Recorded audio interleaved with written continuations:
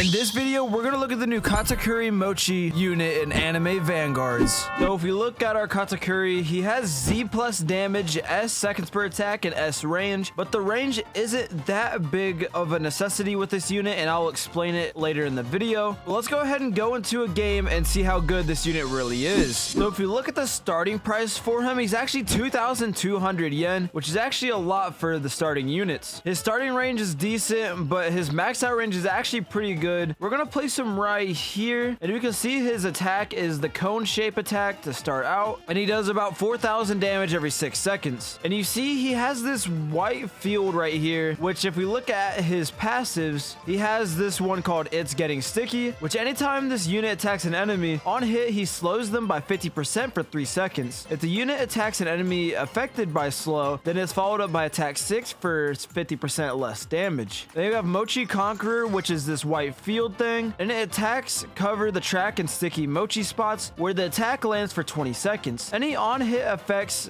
this unit may have gets applied to the enemy for every second they walk across the Mochi spot. Only one Mochi spot can exist at a time, and once the Mochi spot expires, the unit lets out his aura, stunning all in range enemies for 2 seconds. And then he has Mochi Mastery, which whenever the unit attacks a slowed enemy, the unit moves to the nearest applicable location possible based on the end of the attack. When this moving occurs, he decreases the seconds per attack by 2% up to 20% quicker. So if you see, this is where we originally had him placed, was over here, but now he's done and moved all the way over here to the start due to the attacks. So we're gonna put one all the way back here, and look, whenever we max him out, we're gonna be able to see him move over into a new location. Let's go ahead and sell this old one, and you can see he's done attacked, and now instead of being back there, he is now all the way up here. So that's why the range of this unit isn't that big of a deal, because he'll always be moving around to wherever the furthest enemy that he attacks is at. And whenever we have him maxed out, he's doing 27,000 damage every 12 seconds, but of course it gets quicker, so it's going down and down. But I didn't have a lot of trait rerolls, so we only got a range 2 on him for his traits. But if you were to get something like Monarch on him, then he would be doing 90,000 damage every about 10.5 seconds or so. We still haven't gotten him down to the 20% quicker attacks, but we'll see how much time that actually is whenever he gets there. So using him, he's a really good unit, especially with other units that can also slow down enemies. So he's good to keep enemies slowed and staying on the track for a long period of time, and of course does more damage to the enemies that are slowed. So he's now at 0.8 times, so now he attacks every 10.3 seconds, and he's doing 2,500 damage per second with 81,000 damage in range, which is really good. So if we spawn in this boss with 170,000 health, even with only one of them, he's doing a lot of damage. He did 40,000 damage all on his own, but with him we can place up to 3 of him as long as we don't have the Monarch trait. So if we place down 3 of them, the boss just gets his health absolutely shredded. This attack type with the AoE that hits the whole entire circle was absolutely amazing, because he'll just hit every single enemy that is always inside of this circle. So this unit is definitely one of the best in the game. I would definitely have him be meta, and definitely a really solid choice to have on your team. And I forgot to mention, to get him you have to beat floor 50 on the Worldlines, which is actually really hard to do, but I was able to do it to show out this unit for you guys, and I'd say it's definitely worth it trying to beat floor 50 of the Worldlines. That's it for this video. If you enjoyed, let me know by leaving a like and subscribing, and let me know what other anime games you would like to see me play on Roblox. And with that being said, I'll see you guys in the next one.